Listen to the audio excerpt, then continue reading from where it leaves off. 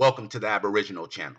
On this episode, we will learn a key element in the inner workings of European colonization, which will bring us closer to knowing true history and will allow us to be more aware. Now, we're looking at a map right here of Europe because in a previous video, I said the area north of the Mediterranean that they currently call Europe is but an extension of North Africa.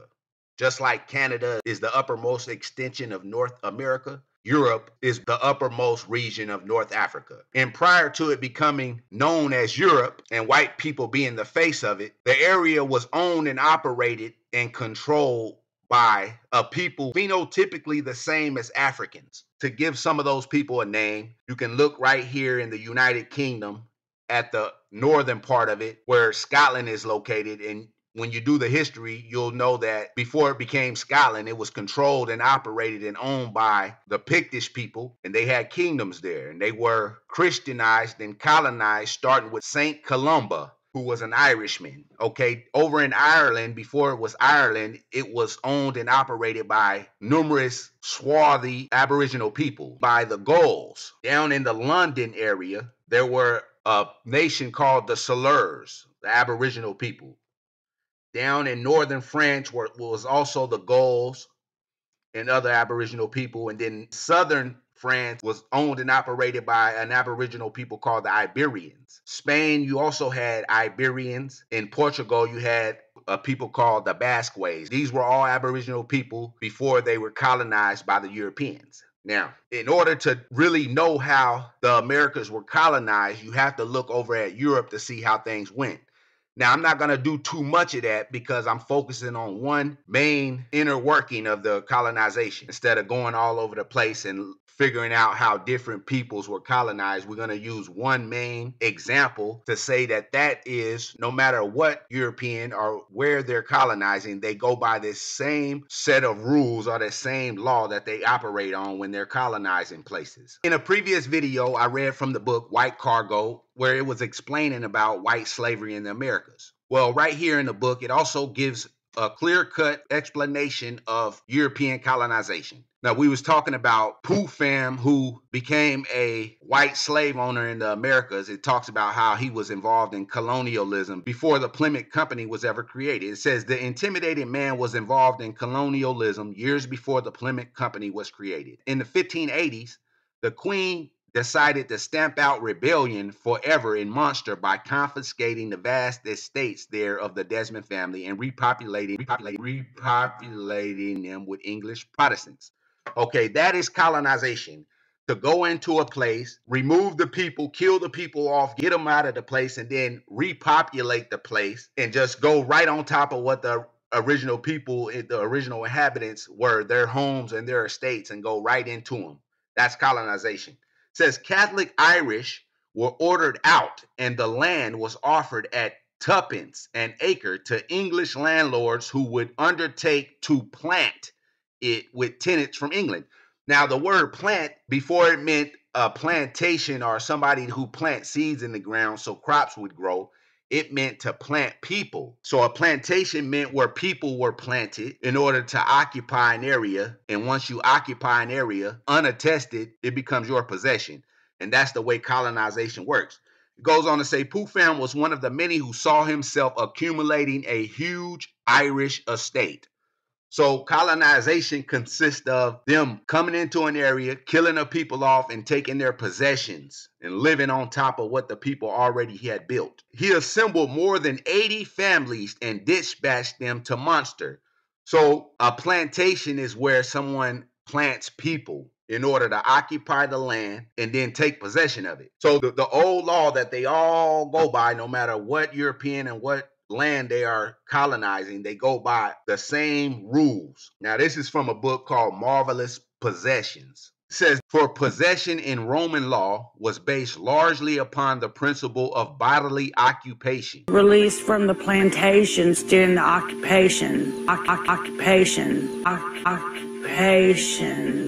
This principle of positioning, that is, occupation by virtue of placing one's body upon a piece of property. So occupation, when they say occupation, it means to occupy an area in order to take possession of it. That book is called Marvelous Possessions, The Wonder of the New World by Stephen Greenblatt. As you can look at the image on the cover, it shows identity theft. Identity theft. Now, again, in that book, it's talking about Columbus and how he took possession of the land that he arrived at. It says, therefore, as the Spaniards were the first to discover and occupy the provinces in question, they are in lawful possession thereof, just as if they had discovered some lonely and uninhabited region. So taking possession of the land consists of firstly occupying it. So right here, I'm going to be reading in the book America, being the latest and most accurate description of the New World from 1671, where it's talking about how men came to new countries. Says that a learned father searching after the original of all sorts of beasts which multiply by generation concludes that they must derive themselves from those that were saved with Noah in the ark. But how came they to the isles? To those adjacent and near the mainland, they might easily swim. To the remoter, they were transported. But this doubt is not altogether cleared, for the doomstick and other creatures sit for humane use and substance were thus brought there. Yet how comes it to pass that ferocious and wild creatures are also found there, such as wolves, tigers, lions, and other beasts of prey? This puzzle putting St. Augustine to a stand. He had no other means to get off but by saying that by God's commands or permission, the angels conveyed them here. If so, why might not God please to plant men there in like manner?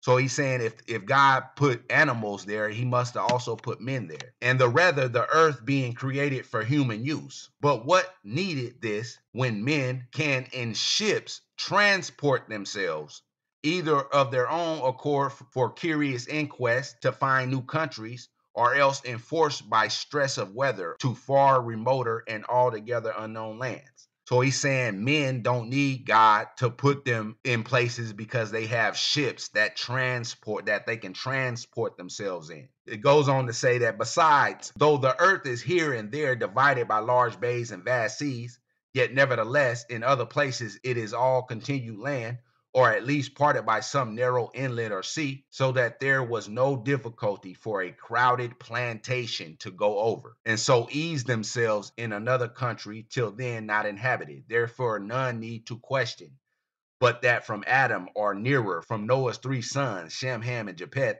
those as well as we were extracted that inhabit this our other world. So look how they're using the word plantation, so that there was no difficulty for a crowded plantation to go over. Plantation means somewhere that people are planted so that they can occupy the area and therefore take possession of it. Through the history being told by colonizers, plantation came to mean where slaves were being held, particularly African slaves with white masters. So when you think of plantation, that's what you think of.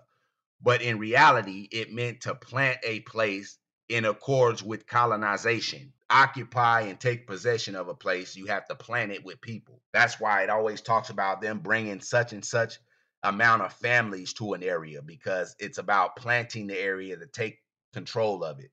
Again, in that book, it's using the word plant or planters to mean something other than planting of plants. Now, to shut up all, it is evident that the first planters of America were not Europeans, from the dissimilitude of the people, both in their complexions and languages.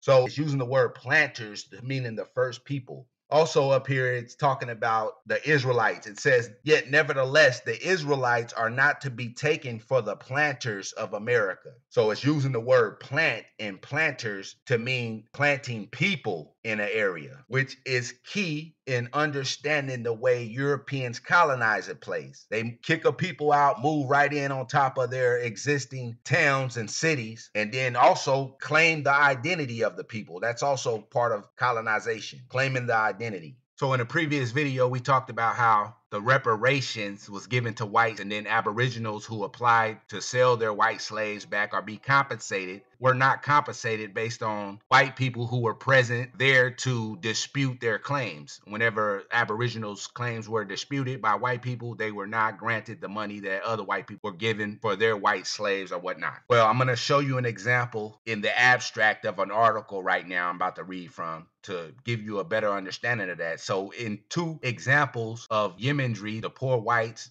being militarized, I showed in previous videos where in the Civil War and the Revolutionary War, they fought against Indians to displace them and then possess the land. So right here, I'm going to go to an article titled Rendering Settler Sovereign Landscapes, Race and Property in the Empire State. Now, if you can figure out what settler sovereign landscapes are, we on to something. It says this article examines the politics of race, indigeneity, and landscape in U.S. American enactments of property. Its substance is the homelands of the Hindu-Nazi, now territorialized as upstate New York. So the Hindu-Nazi tribe owned a portion of upstate New York, which they want to expand and take on their former reservation land through purchase of land titles. So they're in court right now. The so-called Indians right there, all they did was go back and look through old documents and see how there was some racism, and now they want to go to court on it. That's all they did. But it says, in tracing the genealogy of this term, I examined the racial tenets embedded in U.S. land survey tools and discourse of property making after the Revolutionary War. I then discussed how efforts of the Holland Land Company, New York State agents, and Yemen settlers rendered settler sovereign landscapes through acts of Haudenosaunee dispossession and concepts of Indian inferiority. So it's showing right here that the same thing that happened in the 1860s when Aboriginals wanted their portion of the reparations for their white slaves, the same thing happened after the Revolutionary War, because it's saying that efforts are shown through what the Holland Land Company, New York State agents, and Yemen settlers did in rendering, which is taking over settler sovereign landscapes. So right there, they did it again. They get in there and then they pass the laws to make sure that you can't come back and ever repossess the land. So understand that the plantation system is part of colonization, where they move in a bunch of yeomanry or lower class white people to act as slaves and become the military in times of invasion, where they were either fighting off the attacking Indians or they were invading into new properties and new territories of the Indians. This is the system of colonization. It's how they do it. They bring the people in, plant the people, and then eventually take over the land. Now, it's very important to be aware of this part of colonization that plants people in order to occupy an area and take possession of it. This way, we'll get into and find out and figure out how Native Americans came to be where they are and came to be known as that, Native Americans. Same thing with Mexicans and other peoples. The reason they became to be where they are and to know themselves as how or who they know themselves to be and their origin stories is based upon planting people or colonizing an area with plantations where people were planted to occupy the area. Through this understanding and awareness, we will be able to, in the future, pinpoint how these foreign people think and believe they are indigenous to the land. So to give a clearer example of what I'm talking about, we got to go right back here again. It says in the 1580s, the Queen decided to stamp out rebellion forever in Munster by confiscating the vast estates there of the Desmond family and repopulating them